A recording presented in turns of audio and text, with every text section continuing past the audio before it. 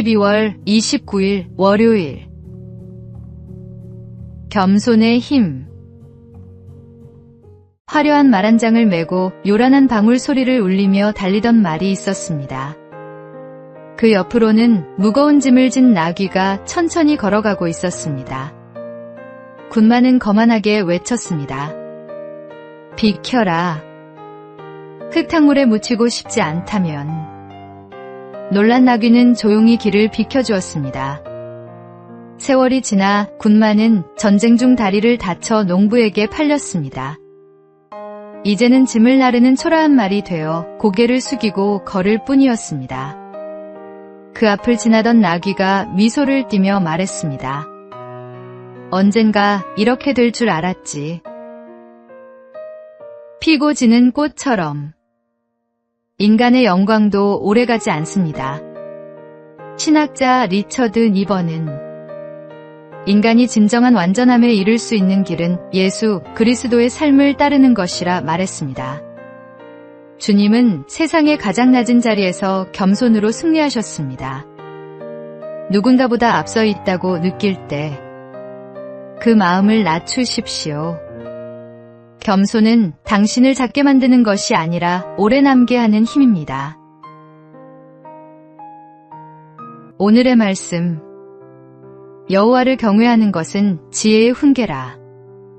겸손은 존귀의 길잡이니라. 오늘의 만나. 높아지려는 자는 낮아지고 낮아지는 자는 높아집니다. 주님의 겸손을 배우는 것이 참된 지혜입니다.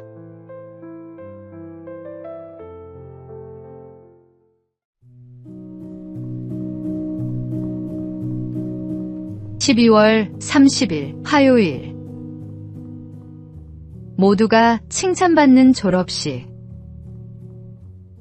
우리나라에서는 학년이 끝나는 12월에 수업이 모두 마무리되더라도 졸업식은 새해 2월이 되어야 비로소 열립니다. 게다가 졸업은 대개 사진을 찍고 꽃을 받고 짧은 인사를 나누는 한 해의 끝을 기념하는 행사로 마무리되곤 합니다. 그런데 미국의 초등학교 졸업식은 조금 다릅니다. 아이들의 이름이 하나둘 불리며 무대 위로 올라가는데 전교생의 절반 이상이 상을 받습니다. 공부를 처음부터 꾸준히 잘한 우수상, 처음엔 서툴렀지만 노력으로 성장한 발전상, 개근상, 봉사상, 친구상, 우정상, 효도상, 애국상, 심지어 마을 발전에 기여한 공로상까지 다양합니다.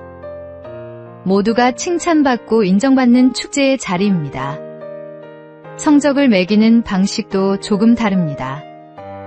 학생들을 단순히 한 줄로 세우는 대신 각자의 출발점과 성장 과정을 함께 평가합니다. 그래서 어느 그룹에서든 최선을 다한 학생은 A를 받을 수 있습니다. 이런 방식은 아이들에게 성장은 경쟁이 아니라 가능성이라는 사실을 가르쳐 줍니다. 사람은 누구나 인정받을 때 더 멀리 나아갑니다. 칭찬은 그 어떤 훈육보다 강한 힘을 가지고 있습니다. 당신의 자녀나 제자에게도 그런 기회를 주십시오. 작은 격려 한마디가 그들의 인생을 변화시킬 수 있습니다. 오늘의 말씀. 모든 성경은 하나님의 감동으로 된 것으로 교훈과 책망과 바르게 함과 의로 교육하기에 유익하니. 오늘의 만나.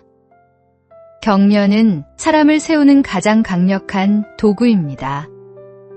오늘 누군가에게 따뜻한 칭찬 한마디를 건네십시오.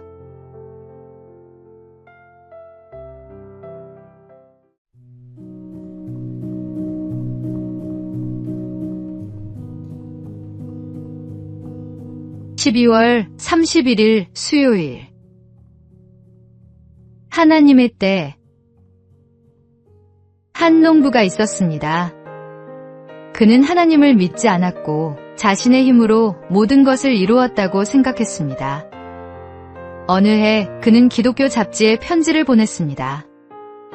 나는 하나님도 예수도 알지 못합니다. 그런데 봄에 밭을 갈고 씨를 뿌린 뒤 여름 내내 아무 일도 없이 가을에 누구보다 풍성한 수확을 거두었습니다. 내 이웃인 신앙인보다도 훨씬 많이 거두었지요. 그렇다면 하나님의 공의는 어디에 있습니까? 그 편지를 받은 잡지의 편집인은 짧지만 깊은 대답을 보냈습니다.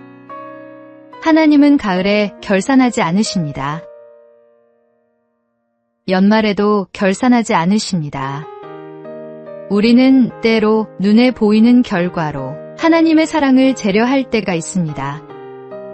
불신자의 형통함 앞에서 의문이 들고 믿는 사람의 고난 앞에서 마음이 흔들리기도 합니다. 그러나 하나님은 세상의 시간표로 심판하거나 상급을 계산하지 않으십니다. 모든 일에는 때가 있고 그분의 계획 안에는 실수가 없습니다. 이 한 해를 마무리하며 지금의 형편이 어떠하든 감사의 마음으로 하나님을 바라보길 원합니다. 눈앞의 결실보다 더 크신 하나님의 손길을 믿으며 다가오는 새해에는 믿음의 열매로 그분께 찬양을 드리는 복된 삶이 되기를 소망합니다. 오늘의 말씀. 사람이 마음으로 자기의 길을 계획할지라도 그의 걸음을 인도하시는 이는 여호와시니라. 오늘의 만나. 우리의 인생은 한 해로 완성되지 않습니다. 하나님의 시간 안에서 모든 것이 합력하여 선을 이루심을 믿으며 오늘도 신실하게 주님 앞에 나아가십시오.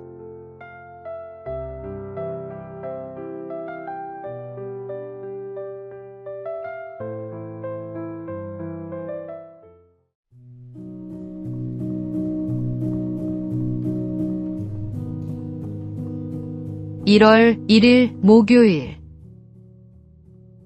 태초에 하나님이 라는 성경의 첫 구절을 믿을 수 있다면 우리는 성경 전체가 전하는 진리를 온전히 받아들일 수 있습니다.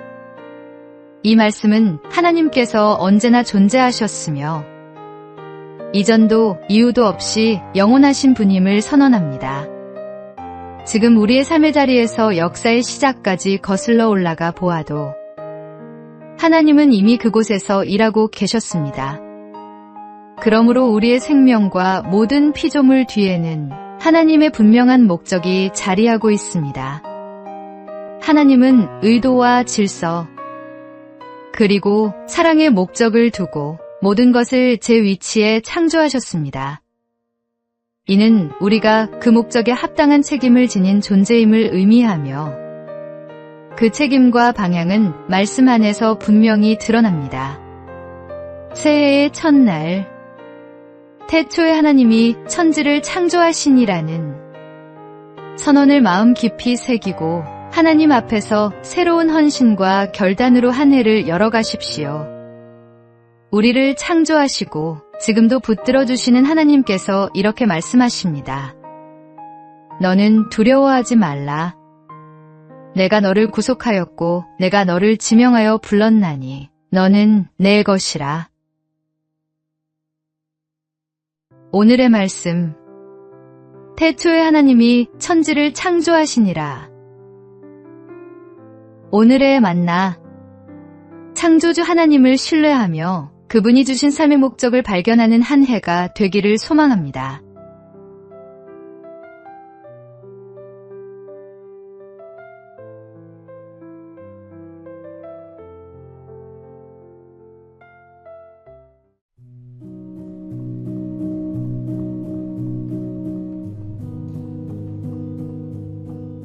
(1월 2일) 금요일.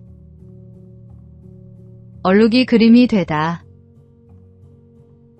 어느 날 화가는 깊은 걱정에 잠긴 친구를 만났습니다. 이유를 묻자 그녀는 사랑하는 사람에게 받은 손수건을 꺼내 보였습니다. 실수로 잉크 한 방울을 떨어뜨려 아름다운 손수건 한가운데에 큰 얼룩이 생겨버린 것입니다. 그녀는 그 얼룩을 바라볼 때마다 아까움과 후회로 마음이 무거워진다고 말했습니다. 화가는 며칠 동안만 손수건을 빌려달라고 요청했습니다. 며칠 후 도착한 소포를 열어본 친구는 놀라지 않을 수 없었습니다. 그 얼룩이 사라진 것이 아니라 오히려 화가의 손에 의해 멋진 그림의 일부가 되어 있었습니다. 실수의 흔적은 새로운 아름다움의 출발점이 되었던 것입니다. 지난 한 해, 우리의 삶에도 지우고 싶은 실수와 흡입처럼 번진 얼룩이 있었을 것입니다. 하지만 하나님은 우리의 허물까지도 사용하여 새로운 이야기를 빚어내시는 예술가이십니다. 우리가 후회로 바라보는 자국조차도 그분의 손에 맡겨질 때 은혜의 그림이 됩니다. 새해를 맞는 지금, 하나님께서 우리의 지난 흔적을 통해 어떤 작품을 그려 가실지 기대하며 걸음을 내딛어야 합니다.